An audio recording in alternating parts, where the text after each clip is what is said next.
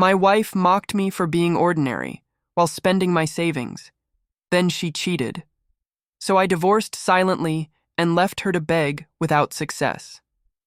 I'm a 34-year-old guy, and for the longest time, I genuinely believed I had built the kind of life people dream about. Not flashy, not glamorous, just real. A stable IT job, a cozy home, a wife I adored, and a savings account I was proud of. I was never the ambitious type, but I was the steady one. The guy who showed up, paid bills on time, remembered anniversaries, and made sure the heater worked before winter hit. That was my version of love. Consistency. When I met Amelia at a friend's birthday dinner, she was the opposite of me. Loud, confident, magnetic. She had this energy that could light up a dead room. I remember thinking she's out of my league, but she smiled at me first. Said I had a calm presence. We talked for hours that night about music, travel, and how she wanted to build something lasting. I thought she meant us. We got married 2 years later, and I felt like the luckiest man alive. I used my savings to put a down payment on a small house, nothing fancy but ours. I'd wake up early to make her coffee, leave sticky notes with small compliments, and she'd post pictures of us online with captions like, "Married my best friend." Every time she said it, my chest filled with warmth. I thought I'd finally found someone who saw me, but I started noticing small things. The way her tone shifted when we were around her friends. The way she'd sigh when I mentioned staying home instead of going out. Once I overheard her telling her friend, "He's comfortable, safe, maybe too safe." It stung more than I wanted to admit. I told myself not to overthink it. People say dumb things when they're showing off, right? But deep down, something cold settled in my gut, a quiet whisper that maybe she didn't love me for who I was, but for what I could give her, and that whisper wouldn't go away. It started small, almost unnoticeable at first. A comment here, a sigh there. One night, while I was fixing dinner after work, Amelia scrolled through her phone and said casually, "You're not really driven, are you?" I froze mid-stir. "What do you mean?" She shrugged. "Nothing bad, it's just my friends' husbands are all, doing things. Promotions, startups, investments, you seem comfortable." The way she said comfortable sounded like an insult. At first, I laughed it off. I told myself she didn't mean it. Everyone gets a little restless. Maybe she was just comparing for motivation. But the comments didn't stop. They sharpened. She started following influencers who posted about designer handbags, dream vacations, penthouse views. She'd show me pictures and say, "Look how stunning this Maldives trip is." "Can you imagine us there?" I'd smile weakly and say, "Someday, maybe. We just need to plan for it." Her reply came like a slap disguised as humor. "You'll plan it to death before we ever get there." Soon, she was talking about replacing our perfectly fine sedan with a luxury SUV. "It's safer," she claimed, but we both knew what it was. Image. I dipped into my savings to cover part of it, thinking, if it makes her happy, it's worth it. Then came the vacations. Paris, Santorini, Dubai. Each one started with, "It's just a small trip," but somehow ended with my credit card crying for help. She'd post photos with captions like "manifesting abundance." The comments flooded in, "Goals, power couple." And for a while, I almost believed it too. I looked at our smiles, our matching outfits, and thought maybe this was just the price of love, to stretch yourself for someone else's dream. But late at night, when I checked my bank balance, that hollow feeling grew, because deep down I knew I wasn't stretching for us anymore. I was stretching to keep up. It didn't happen overnight. It crept in like a slow leak. One morning, I noticed a charge from an upscale boutique I'd never heard of. Then another from a spa downtown. Then a recurring payment for some luxury gym. I thought maybe it was a mistake, or maybe she'd forgotten to tell me. When I asked, she smiled sweetly and said, "Babe, relax. It's just self-care. You want me to be happy, don't you?" She called the spa trip a mental health break. I wanted to argue, but I couldn't bring myself to. She'd been distant lately, moody, distracted. If this helped, maybe it was worth it. So I stayed quiet until the pattern became impossible to ignore.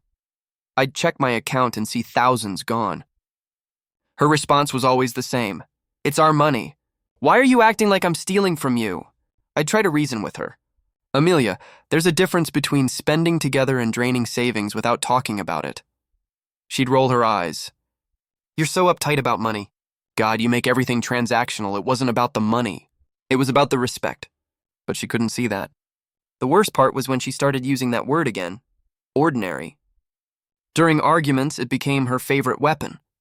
You're just ordinary. You don't dream big. You settle.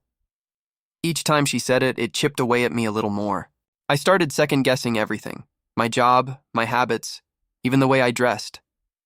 At night, while she scrolled through her phone shopping for things we didn't need, I sat quietly, pretending to be fine. I told myself this is just a phase. She's stressed. She still loves me. But when she'd kiss me goodnight, it felt different, like routine, not affection. And that's when it hit me. I wasn't her partner anymore. I was her provider, and she was starting to forget the difference. It started at one of her dinner parties, and the kind she loved to host. The house smelled like overpriced candles, jazz music hummed in the background, and the dining table was set with gold-trimmed plates she'd bought for the aesthetic. Her friends were already tipsy, laughing loud enough to fill the room with artificial warmth. I was refilling glasses when she said it. My husband's allergic to ambition, like he breaks out in savings accounts. The table exploded in laughter. I froze mid-pour, the sound echoing in my ears. I forced a smile, pretending to laugh along, but my stomach twisted. Someone added, "At least he's reliable. You always need one of those." I felt like a pet being praised for not biting. Later, when I told her that joke was cruel, she rolled her eyes. "Loosen up, babe. It's just humor. You take everything too seriously." But it wasn't just humor. It was a seed, and I watched it grow. She started crafting this subtle narrative around me. I'm the boring, safe husband. The stable backup plan. Her friends played along, teasing me in small ways. Don't let him near the dessert table, he'll budget it. Laughter again. Always laughter. I tried to brush it off, but the damage settled in quiet ways. I stopped speaking much at gatherings. I felt like every word out of my mouth was proof of how dull I was. At home, she treated me the same, like I had to earn her respect every day. She'd sigh when I offered practical solutions, like logic was beneath her new life. Even her friends stopped looking me in the eye. They'd talk over me, interrupt, or change the subject when I spoke. I wasn't her husband anymore. I was the punchline she built her image around. And the worst part? She looked proud of it. It happened on an ordinary Tuesday night, the kind where the house felt too quiet and my thoughts too loud. Amelia had gone to take a shower and her iPad was left open on the couch. Normally, I'd never snoop. I believed in privacy. Or maybe I just didn't want to confirm what I was already afraid of. But that night, curiosity, or maybe intuition, won. A notification blinked at the top of the screen. "Dylan, you'd look incredible in red tomorrow." My chest tightened. Dylan. I recognized the name on one of her coworkers she'd mentioned during those late work dinners. My hand trembled as I scrolled up. There it was, weeks of messages, flirty, suggestive, crossing lines like it was a game. They joked about boring husbands and safe marriages. She wrote, "He means well, but he's just so predictable." He replied, "You deserve someone who can match your energy." And her response? A laughing emoji followed by, "Maybe that's why I like talking to you so much." No explicit confessions, no photos marked, but it didn't need any. Emotional cheating leaves its own kind of bruises, ones no one else can see. I sat there staring at the screen, my throat tight, my heart pounding so hard it hurt. The woman I had loved, defended, and built a home with was treating me like a joke behind my back. When she came out of the shower, humming softly, towel wrapped around her hair, I looked up at her, smiling, pretending nothing had changed. Because I realized something in that moment. If I confronted her now, she'd twist it. She'd say I was overreacting, controlling, insecure, so I didn't say a word. I just watched. And suddenly, every team dinner, every late-night meeting, every girls' night started to look different, like scenes from a story I'd been too blind to read until now. A week after finding those messages, I finally asked her the question that had been burning a hole in my chest. We were lying in bed, backs turned, the silence heavy enough to crush air. I whispered, "Amelia, are you happy with me?" She didn't even look up from her phone. "You're just paranoid because you know you're not enough."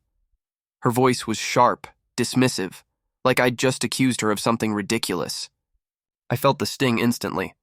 "That's not what I said," I murmured. She sighed, tossing her phone aside. "You're imagining problems again. God, you always need something to fix. Can't we just be?" It was classic deflection, twisting my concern into insecurity. Every time I tried to open up, she flipped it. When I suggested couples therapy, she laughed. "Therapy? What for? So some stranger can tell you to grow a backbone?" I sat there speechless. The woman who once held my hand during tough times now looked at me like I was the problem to escape from. Even our nights changed. She'd turn away in bed, saying she was tired. When I tried to reach out, a touch on her arm, a kiss on her shoulder, she'd stiffen. Soon I stopped trying altogether. You can only be rejected so many times before you start believing you deserve it. I remember sitting at the kitchen table one morning, coffee going cold, and realizing she hadn't said "I love you" in weeks. She didn't even notice me anymore. I was just a shadow moving through her house. She'd glance at me occasionally, irritated, as if my presence was an inconvenience. And somewhere along the line, I started believing it too, that maybe I was the burden she made me out to be. It was a Thursday evening when my phone buzzed with a message from Leo, a friend from college I hadn't spoken to in months. "Hey man, random question. Your wife's name is Amelia, right?" I frowned, typing back a cautious, "Yeah, why?" A few seconds later, the 3 dots appeared, then disappeared. Then came the message that made my stomach twist. "Bro, I saw her at the Grandview Hotel bar. She wasn't alone. Looked pretty cozy with some guy." For a few seconds, I just stared at the screen, feeling my pulse in my ears. It couldn't be. Maybe it was someone else. Maybe Leo was mistaken. But then another message arrived, a blurry photo under dim bar lighting. Even through the grain, I recognized her instantly, the same silver dress she'd worn last week for a team dinner. Her hand on Dylan's arm, her body leaning in like gravity itself was pulling her toward him. I felt something cold and sharp slide through my chest. It wasn't shock anymore. It was confirmation, the final puzzle piece I never wanted to find. I didn't reply to Leo right away. I just sat there staring at that image until it burned into my mind. That night, I didn't confront her. She came home late, smelling faintly of perfume and expensive whiskey, humming like she didn't have a care in the world. I watched her slip off her heels, kiss me on the cheek, and ask if there was leftover pasta in the fridge, as if she hadn't just killed something sacred. I didn't yell. I didn't cry. Something inside me went silent, a kind of stillness that felt dangerous. That was the night I made a decision. I wasn't going to beg for honesty or fight for scraps of love. I was going to vanish, quietly, completely, and let her destroy herself without my help. The next morning, I walked into work like nothing had happened. I sat at my desk, answered emails, attended meetings, all while a storm brewed quietly behind my calm expression. That night, I looked up divorce lawyers. My hands were shaking so badly I mistyped my own email twice. When one finally called me back, her voice was calm, steady, exactly what I needed. She listened as I explained everything. The emotional affair, the money, the humiliation. Then she said something that stuck with me. "Don't explode. Document. Stay calm, stay quiet, and gather everything." So that's what I did. I started pulling bank statements, downloading credit card reports, photographing receipts. I even backed up the messages I'd found on her iPad. Every piece of evidence went into a hidden folder on a USB drive, tucked deep inside my work bag. I began separating bank accounts, changing passwords, redirecting mail. I took a few sick days under the pretense of mental burnout, but really, I was preparing for escape, emotionally, financially, legally. All the while, Amelia stayed the same, sharp, mocking, confident. She'd make little digs like, "You'd never survive without me." Who else would put up with ordinary? I'd smile faintly, and she'd laugh, thinking she'd won another argument. She didn't realize she was talking to a ghost. The version of me that loved her was already gone. At night, I'd lie beside her, listening to her steady breathing, and feel absolutely nothing. No rage, no grief, just clarity. She thought she had all the control. But for the first time in years, I was the one holding the cards. And soon she'd find out how quiet destruction can be. It was a Sunday morning when I logged into our joint account to transfer a routine payment, and froze. The balance was nearly zero. At first I thought it was a glitch, but then I saw it, the list of transactions. Flights to Bali, luxury resorts, spa bookings, designer boutique, thousands upon thousands gone in a single week. Her Instagram told the rest of the story. Champagne breakfasts, infinity pools, sunset dinners with her girls, captions like healing and luxury, because I deserve it. Each post was another punch to the gut. She wasn't even trying to hide it. My hard-earned savings, the money I'd quietly built for our future, had been turned into a backdrop for her ego. When she came home, tanned and glowing, I confronted her. "Amelia, where's the money?" I asked, keeping my voice calm. She blinked at me, genuinely confused. "What money?" "Our savings. The joint account. You emptied it." She laughed, actually laughed, and said, "Oh, that. Relax, I'll replace it. Why do you care? You never spend it anyway." Something inside me cracked. Not in anger, not anymore. It was quieter than that. Colder. I just stared at her, realizing she wasn't capable of guilt or remorse or even basic respect. She looked at me like I was a nuisance, like the person who'd sacrificed everything for her comfort was just in the way. I didn't yell. I didn't beg. I didn't even reply.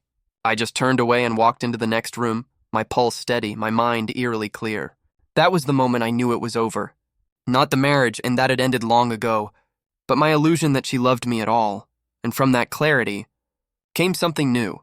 Not rage, not revenge. Resolve.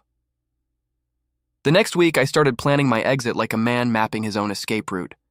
I found a small, furnished apartment across town, quiet neighborhood, month-to-month lease, and signed it under a friend's name so there'd be no paper trail leading back to me. It felt surreal, like I was living two lives, the husband who smiled at dinner and the stranger who packed boxes in secret. Whenever Amelia went out with her friends, usually wine nights that lasted until morning, I'd move small things, a few shirts, a laptop, toiletries, nothing noticeable. One drawer at a time, I erased myself from the house she thought she owned. I stopped transferring funds into our joint account. I rerouted my paycheck, changed passwords, updated my mailing address quietly through HR. Every step felt like cutting another invisible string that had kept me tied to her cruelty. The day I filed for divorce, my lawyer looked me in the eye and said, "Once this is signed, don't look back." I nodded, because I knew I wouldn't. When I left that house for the last time, I didn't take much, just my essentials and my peace. On the kitchen counter, I left a single envelope. Inside it, the divorce papers and a handwritten note. It said, "I won't argue. I won't fight. I just refuse to be disrespected another day. No signature. No explanation. Just truth." When I closed the door behind me, there was no dramatic music, no cinematic moment. Just quiet. The kind of quiet that felt like freedom. She wouldn't realize it right away, but her reign, the control, the mockery, the manipulation had ended that day. Because I finally chose me. At first, Amelia didn't take me seriously. The morning she found the envelope, I imagine she rolled her eyes, probably muttered something like, "He's just being dramatic." Because a few hours later, my phone buzzed. "Amelia, grow up, come back. You're acting like a child." I stared at the message for a long time, then locked my phone and went back to my coffee. No reply, no explanation, just silence. That silence must have scared her more than shouting ever could. The next day, she posted a quote on Instagram. "Men are weak when faced with strong women." Hashtags like independent queen and unbothered. But her captions couldn't cover the cracks starting to show, because 2 days later, the tone shifted, from arrogance to panic. My phone started lighting up again. Calls, voicemails. Her voice was shaky, frantic. "I didn't mean it. Please, can we talk?" Then came the crying. "I just got lost. I miss you. I can't do this alone." Still, I said nothing. My silence spoke louder than any revenge ever could. It didn't take long for reality to hit her. The joint account was empty, the credit cards were cut off, and the bills, all in my name, stopped being paid. The luxury apartment she decorated for her Instagram stories, leased under me. The car she bragged about online, also mine. She was still surrounded by the symbols of wealth, the designer bags, the furniture, the vanity lights. But none of it was hers. She had built her entire world on my stability, and when I walked away, she realized she'd been standing on borrowed ground all along, and for the first time since I'd met her, Amelia wasn't laughing anymore. It didn't take long for word to spread. These things never stay hidden. One night, Leo sent me a link with the message, "You might want to see this." I clicked it, and there it was. Screenshots plastered across social media. Dylan's girlfriend had found the messages. Every flirty text, every boring husband joke, every heart emoji Amelia sent, all laid bare for the world to see. It spread fast. Their colleagues whispered. Friends shared it in private chats. People saw Amelia not as the empowered woman she pretended to be, but as a two-faced opportunist. The girl who mocked loyalty while building her entire image on it. Her curated Instagram feed, the one full of luxury, self-love, and fake empowerment quotes, started to collapse in real time. Comments flooded her posts. "So this is what healing looks like? Didn't you cheat on your husband for a hotel bar fling?" Brands she collaborated with quietly unfollowed her. Her sponsorships disappeared overnight. The same friends who used to laugh at her. Jokes suddenly stopped inviting her out. She tried to spin the story, posting a crying selfie with a caption like, "People love to judge what they don't understand. But screenshots don't lie. Receipts have no sympathy." The internet moved fast, and so did karma. I didn't comment, didn't gloat, didn't even share it. I just watched from my quiet apartment as the empire she built on lies burned to the ground, all without me lifting a finger.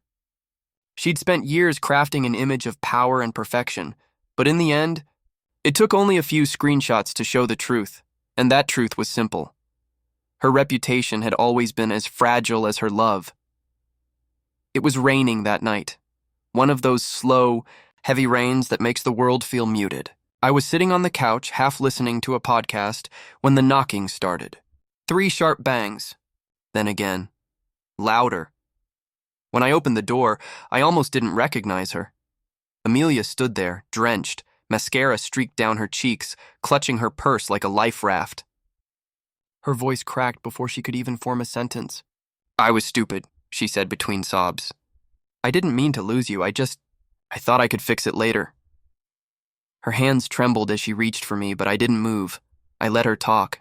Every word tumbled out. Excuses, regrets, half-hearted apologies. She tried to twist it into nostalgia. "Remember our first trip? Remember when you said I was your piece?" Her words echoed hollowly in the doorway. When she finally stopped, waiting for me to fill the silence, I looked her straight in the eyes and said quietly, "I don't hate you, Amelia, but I'll never trust you again." It was the most honest thing I'd ever said to her. She broke then, right there in the hallway.